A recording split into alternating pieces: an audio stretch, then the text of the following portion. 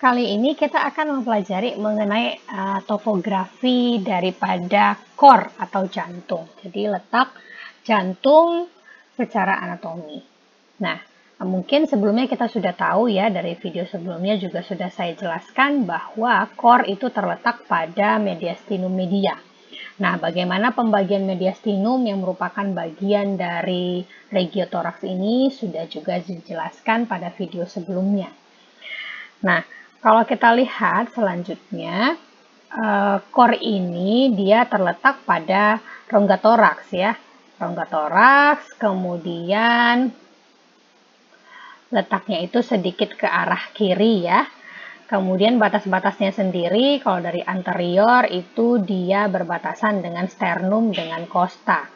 Hal itu yang menyebabkan kenapa fasies anterior daripada core, ya, permukaan bagian anterior daripada core ini sering disebut fasies sternocostalis karena dia memang berhadapan dengan sternum dan costa. Kemudian sisi-sisi lateralnya dia akan berbatasan dengan paru atau pulmo, ya, baik yang dexter maupun sinister. Itu sebabnya sisi-sisi lateral daripada core sendiri disebutnya sebagai fasies pulmonalis, dexter dan sinister.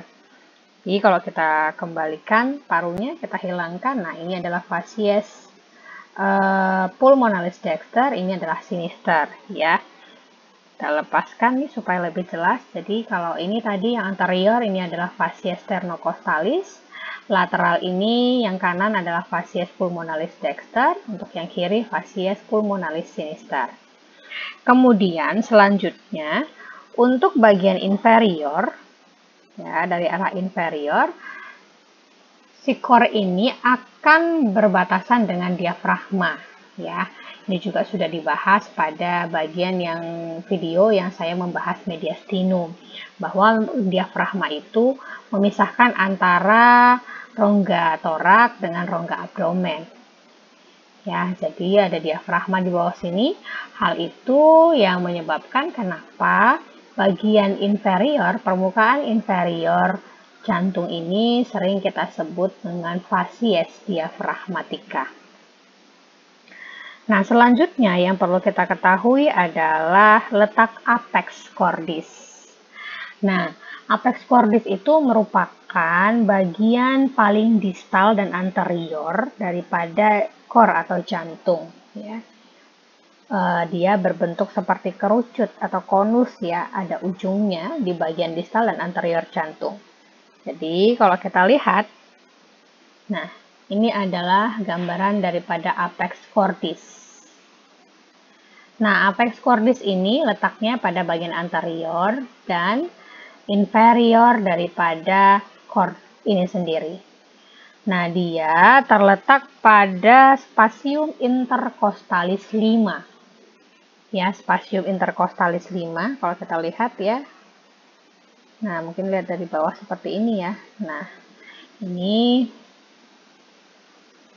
kalau kita perhatikan, ini adalah costa 1, ICS 1 atau spasium intercostalis 1, costa 2, ICS 2, costa 3, ICS 3, costa 4, ICS 4, costa 5, dan ICS 5 ya. Intercostalis spasium atau spasium intercostalis 5. Ini adalah letak apex, di mana disebutkan apex cordis terletak pada spasium intercostalis 5, berarti antara costa 5 dengan costa 6.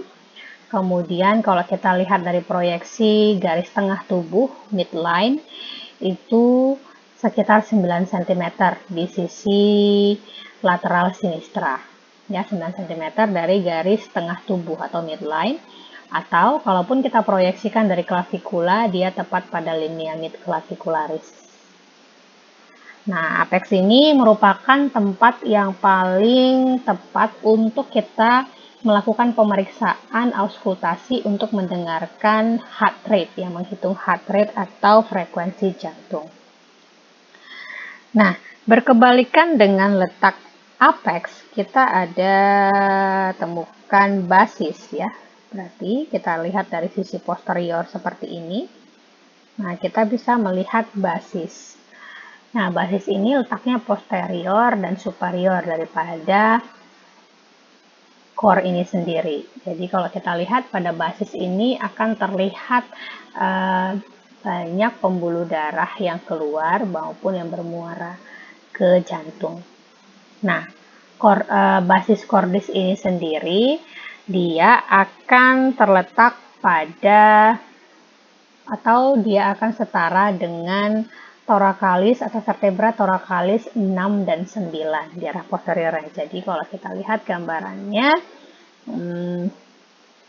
seperti ini. Nah, kita ambil ya. Saya diseksi dulu sebagian untuk menunjukkan bagian basis tadi. Nah, kalau kita perhatikan di sini, nah bagian basis ini dia akan menghadap thoracalis 6 sampai 9 di vertebrae thoracalisnya untuk bagian posterior daripada basis cordis.